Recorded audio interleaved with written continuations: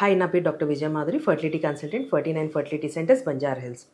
చాలామంది మగవాళ్ళకి కణాలు తక్కువ ఉండటము, చాలామందికి ప్రెగ్నెన్సీ రాకపోతే మనం మేల్ ఇన్ఫర్టిలిటీ అంటాము, ఫీమేల్ ఇన్ఫర్టిలిటీ అంటాం. మేల్ ఇన్ఫర్టిలిటీ కారణాలు ఏమై ఉండొచ్చు అనేది మనం తెలుసుకుందాం. ఫస్ట్ థింగ్ వచ్చేసి స్పర్మ్ ప్రొడక్షన్. కొంతమంది మగవాళ్ళకి స్పర్మ్ అనేది ప్రొడక్షన్ ఉండదన్నమాట. సో వాళ్ళని అజూస్పర్మియా అంటాం. లేదంటే కొంతమందికి కొన్ని స్పర్మ్స్ కనిపిస్తాం, దాన్ని క్రిప్టజోస్పర్మియా అంటాం. అండ్ కొంతమందికి కణాల మొటిలిటీ చాలా తక్కువ ఉంటుంది అన్నమాట. అండ్ కొంతమందికి sperm morphology, sperm head, neck, tail అని 3 పార్ట్స్ ఉంటాయి. ఆ 3 పార్ట్స్లో ఏదైనా ప్రాబ్లం ఉన్నా కూడా ఇట్లా జరుగుతుంది.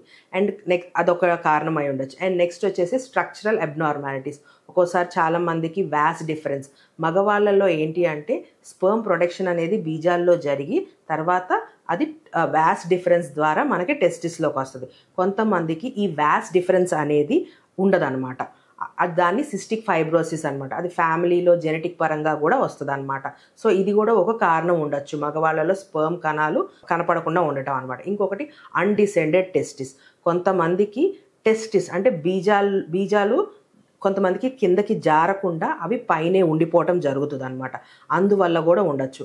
అండ్ ఇంకొకటి బ్లాకేజ్ ఆఫ్ వ్యాస్ డిఫరెన్స్. కొంతమందికి ఇందాక నేను చెప్పినట్టుగా ఈ స్పర్మ్ ప్రొడక్షన్ జరిగిన తర్వాత ఆ వీర్య కణాలు మనకి పెన్నిస్లోకి రావటానికి వ్యాస్ డిఫరెన్స్ ద్వారా వస్తాయి. ఒక్కొక్కసారి ఏదైనా ఇన్ఫెక్షన్స్ వల్ల ఈ వ్యాస్ డిఫరెన్స్ మూసుకుపోవటము ఇట్లా జరగచ్చు. ఇంకొకటి రెట్రోగ్రేడ్ ఇజాక్యులేషన్. ఒక్కొక్కసారి ఏమవుతుందంటే మగవాళ్ళల్లో ఈ కణాలు అనేవి బయటికి వస్తే ఆడవాళ్ళు ప్రెగ్నెన్సీకి వస్తారనమాట.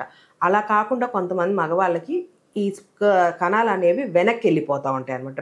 రెట్రోగ్రేడ్ వెళ్ళిపోతాయి. ఒక్కోసారి యూరిన్లో కూడా వస్తాయి జనాలకి. అది కాకుండా ఇంకొకటి hormonal imbalance. Testosterone hormone, prolactin hormone, thyroid hormones, ఇలా కూడా వాటిలో ఏదైనా ప్రాబ్లమ్స్ ఉన్నా కూడా మగవాళ్ళలో స్పర్మ్ ప్రొడక్షన్ అనేది ప్రాబ్లం అవుతుంది.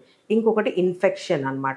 ఇన్ఫెక్షన్స్ వల్ల చాలామందికి ప్రెగ్నెన్సీ రాదు. చాలామంది మగవాళ్ళకి అంటే ఎట్లా అంటే ఇన్ఫెక్షన్స్ ఎందుకు వస్తుంది అంటే ఆడవాళ్ళ నుంచి మగవాళ్ళకి రావచ్చు, లేదంటే మగవాళ్ళ నుంచి ఆడవాళ్ళకి కూడా వెళ్ళచ్చు.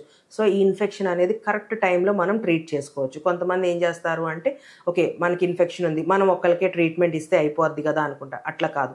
ఎప్పుడైనా కపుల్ ఉన్నప్పుడు కంపల్సరీ వైఫ్కి హస్బెండ్కి ఇద్దరికీ మనం ఇన్ఫెక్షన్ కంట్రోల్ ట్యాబ్లెట్స్ ఇచ్చి ఒక 2 వీక్స్ కానీ 1 వీక్ కానీ ఇచ్చినప్పుడు ఆ త్రూఅవుట్ ఆ 1 week 2 weeks husband and wife కలవకుండా ఉంటే అప్పుడు ఆ ఇన్ఫెక్షన్ అనేది కంట్రోల్ అవుతుంది.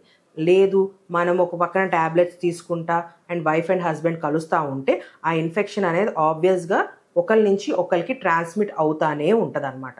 సో ఎప్పుడైతే ఇన్ఫెక్షన్ ఉందో ఆ ఇన్ఫెక్షన్ని కంట్రోల్ చేసుకునే పద్ధతి కూడా కరెక్ట్గా చేసుకుంటేనే ఆ ఇన్ఫెక్షన్ తగ్గిద్ది అండ్ ప్రెగ్నెన్సీ వచ్చే ఛాన్సెస్ బెటర్గా ఉంటుంది అనమాట. ఒక్కొక్కసారి ఈ ఆటో ఇమ్యూన్ యాంటీబాడీస్ అనమాట. కొంతమందికి స్పర్మ్ యాంటీబాడీ, ఇప్పుడు స్పర్మ్ అనేది ఉందనుకో దాన్ని చంపటానికి కూడా మన బాడీలో కొంతమందికి యాంటీబాడీస్ ఫామ్ అయి ఉంటాయి అనమాట. సో అది కూడా ఒక కారణం అవ్వచ్చు మనకి స్పర్మ్ ప్రొడక్షన్లో అనమాట. సో అది ఉందా లేదా అనేది కూడా మనం చెక్ చేసుకోవాలి.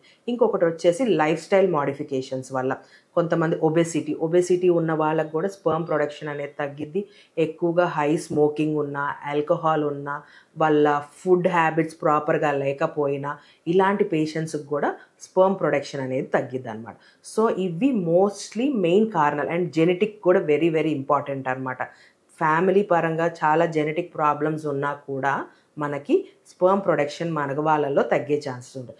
సో మనం అది ఏ కేటగిరీలో ఉన్నాం, మన కారణం ఏంటి, మన స్పర్మ్ ప్రొడక్షన్ తగ్గటానికి అనేది ఫస్ట్ మనం డయాగ్నోస్ చేసుకొని ఆ తర్వాత ఆ బేసిస్ మీద మనం ట్రీట్మెంట్ అనేది ప్లాన్ చేసుకుంటే మీకు ప్రెగ్నెన్సీ వచ్చే ఛాన్సెస్ మగవాళ్ళలో చాలా బెటర్ ఉంటుంది అనమాట. సో మీకు ఇంకా దీని మీద ఇంకా ఏమైనా డౌట్స్ ఉన్నా, దీని గురించి ఇంకా క్లియర్గా తెలుసుకోవాలన్నా మీరు డైరెక్ట్గా మా 49 ఫర్టిలిటీ సెంటర్స్కి రావచ్చు. మీ డౌట్స్ అన్ని క్లియర్ చేస్తాం. Thank you.